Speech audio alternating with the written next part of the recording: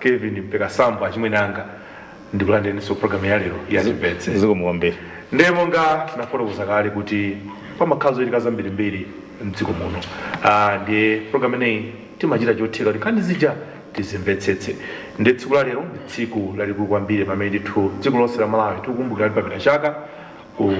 kuyambira pomwe ndithu tidataya amene ali wachiwiri kwa mtsogoleri wa dziko lino amene ndi Dr.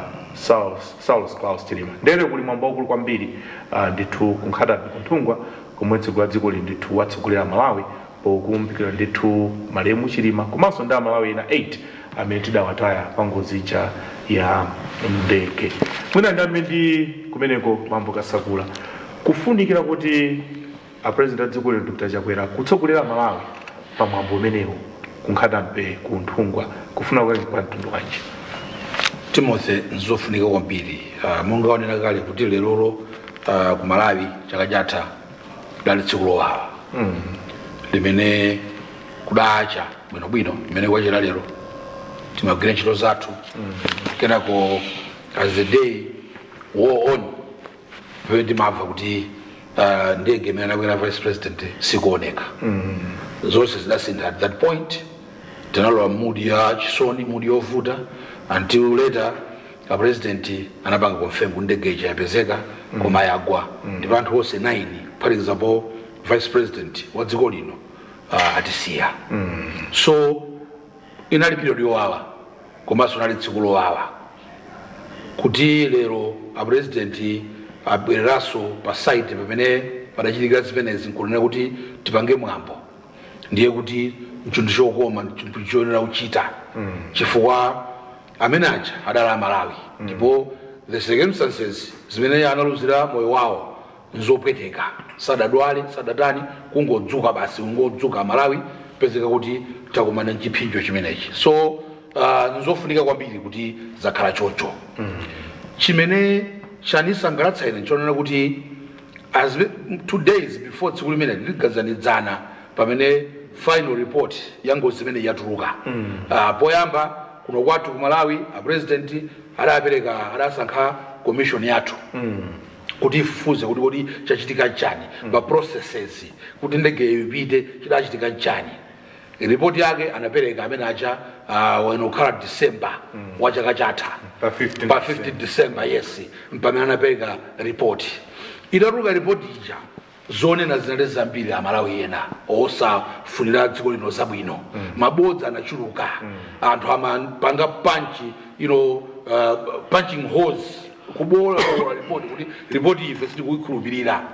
so the fact that report inatuluka and ikuchita confirm exactly more or less like the same things imene commission yathu kuno Malawi inanena nzofunika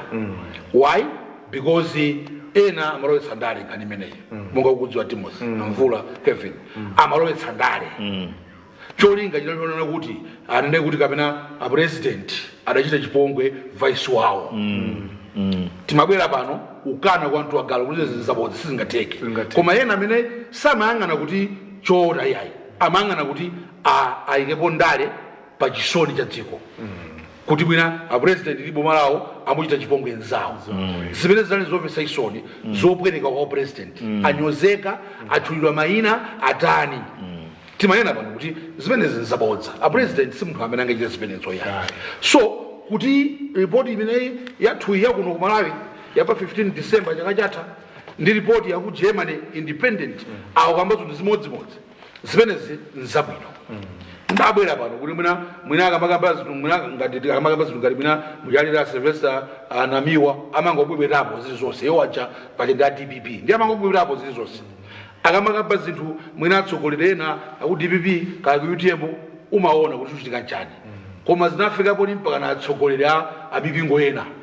amalolapo ikapo mlomo ndikumbukira Archbishop Thomas Nsusa ku Blantyre adayikapo mlomo kuti ife report imene asitikuiona bwino chichani now kuti report iyi ndi zagwirizana zinthu zokoma I think we need to move forward as Malawians tifunika tinene kuti kodi ma recommendations amene ali mu report akuti chani tatsatire kuti kutsogolo this tragedy isazachitikeso tigwiritse ntchito tragedy imeneyi ngati nsembe yonena kuti those that died anapereka nsembe yonena kuti ife amene tatsala tikhale mdziko labwino tionetse kuti malo amene chonsewo tatsatire panali zambiri zimene zinakambidwa chimene chitapangitsa ngozi. One, weather sinali bwino, so because weather was bad the pilots couldn't control the plane, anapanga take decisions onena kuti mwina samene kutenga kuti mauluka low kaja zambiri zakambidwa, but zitizike pambali. Let's learn the lessons. How do we transport ma VVIP yathu? Kodi nzoyenera kuti ma VVIP yathu should be transported by such military planes? Kapena it's high time we bite the lower lip and say let's just buy a good plane for our VVIPs so that they are safe at the same time after we end up because the pressure that the vice president had that day, it's very simple. A president amachoka, so he wanted to go kumaliro abwere kumachangu aza pange bye kwa president ku airport. That was the pressure that he was under in. He wanted to standing between two walls. Yes, huyo anali nzao anyway. Kutoka naye ku college, kutoka naye kuti amadziwa ana male murafika sambana amene okhala maliro ndikamprekeze nzanga ngakhale 1 hour kena ko ndikabwerereso then madzulo ndiperekeze abwananga ku airport monga ndipanga nthawi. That's the pressure that he was under in. That's the pressure that everybody that day was under in. It led to this tragedy. How best can you ensure kuti when our leaders are in pressure imeneyi ata kuyenda mwachangu nkupanga zofunika ku dziko osapeza ngozi ngati imeneyi? I think to me that's the key thing that as a nation teach it, apart from saying kuti amene amanyoza president amene amachita chipongwe ya president wakhala ngati kutchalichi kwathu ku Catholic timati akalape chifukwa amanamizira munthu osalakwa ziko mwina sile pompo azanga so atsile pompo monga nafotokoza kale kuti lero ndi tsiku lalikulu kwambiri pomwe tsiku la dziko lino akutsogolera Malawi popo wakukumbukira amene ndithu anatisiya pa ngozi imeneyi yoopsa kwambiri vice president athu malemu Dr. Saul Silima komanso ndi Malawi ena anayi. Ndiye mwina pakatali pano tipereke ndithu kwa anzathu kumene kunthungwa ku Nkhatabe komwe tsiku la dziko lino akhale ndithu akutsogolera Malawi pokumbukira kuti papita chaka chichitikeni ngozi imeneyi. Koma program ineyi ya Timvetse ipitirira koma pakatali pano tapatsire anzathu kumeneku ndi kunthungwa ku Nkhatabe komwe kuchitike mwambonse okumbukira ndithu abale amenewa.